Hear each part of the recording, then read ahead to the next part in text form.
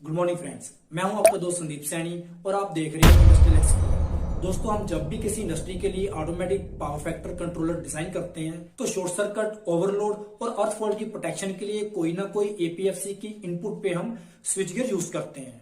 Power factor controller के शुरू में आप एसीबी भी यूज कर सकते हो और एमसीसीबी भी, और इसमें से कौन सा प्रोडक्ट चूज करना है वो डिपेंड होता है इक्विपमेंट रेटिंग पे और कितना फॉल्ट करंट आपने हैंडल करना है। अब उसके बाद आउटगोइंग प्रोटेक्शन भी हमें चाहिए होती है, जो कि अलग अलग कैपेसिटर की सेफ्टी के लिए भी जरूरी होती है। तो उसके लिए हम एमसीबी या फिर एमसीसीबी यूज करते हैं। अब एमसीबी लगाना है या फिर एमसीसीबी, वो आपको कैपेसिटर की रेटिंग के अकॉर्डिंग इंडिविजुअली सिलेक्शन करनी पड़ती है। जब भी आप एपीएफसी की इनपुट के लिए कोई स्विच गियर की सिलेक्शन करते हो, उस रेटिंग को आपने 1.5 से मल्टीप्लाई कर देना है और जो वैल्यू आपको मिलेगी उस रेटिंग का स्विच गियर आपको अपने पैनल की इनपुट पे यूज करना है, जिसको हम बोलते हैं फैक्टर ऑफ 1.5 फॉर ओवरलोड। अब बात आती है हमें 1.5 का फैक्टर लेने की जरूरत क्यों पड़ी।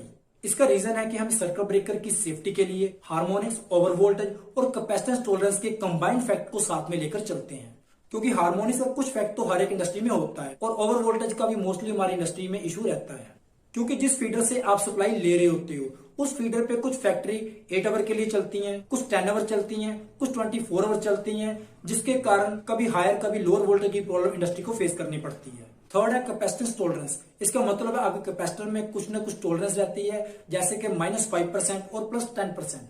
मतलब आपके कैपेसिटर में एनर्जी स्टोर करने के लिए मैन्युफैक्चरर ने जो रेटिंग दी है वो -5% से लेकर +10% तक कुछ भी स्टोर हो सकती है। इसीलिए 1.3 फैक्टर को रेटेड साइनोसॉइडल वोल्टेज और फ्रिक्वेंसी पे जो मैक्सिमम करंट कैपेसिटर के लिए परमिसिबल है उसके लिए लिया जाता है। इसमें ट्रांजिएंट वोल्टेज इंक्लूड नहीं होती। और 1.15 फैक्टर हम कैपेसिटेंस टॉलरेंस के लिए यूज करते हैं। तो अगर इन दोनों के कंबाइंड फैक्ट को कैलकुलेट करें तो उसकी वैल्यू 1.495 मिलती है। तो इसीलिए 1.5 फैक्टर हम अपने स्विच गियर के लिए यूज करते हैं। अगर आपका कैपेसिटर अच्छी कंपनी का बना हुआ है और वो IEC 61921 का स्टैंडर्ड फॉलो करता है, तो आपके कैपेसिटर का करंट कभी भी 1.5 के फैक्टर को एक्सीड नहीं करेगा, जिसकी वजह से आपको हायर रेटिंग का स्विच गियर यूज करने की जरूरत नहीं पड़ेगी। तो उम्मीद है दोस्तों आपको मेरी इस वीडियो से ऑटोमेटिक पावर फैक्टर कंट्रोलर के लिए स्विच गियर की सिलेक्शन कैसे की जाती है के बारे में कंप्लीट नॉलेज मिल गई होगी। अगर आपको मेरी वीडियो अच्छी लगती है प्लीज लाइक एंड शेयर कीजिए और मेरी नई वीडियो का नोटिफिकेशन पाने के लिए प्लीज मेरे चैनल को सब्सक्राइब कीजिए।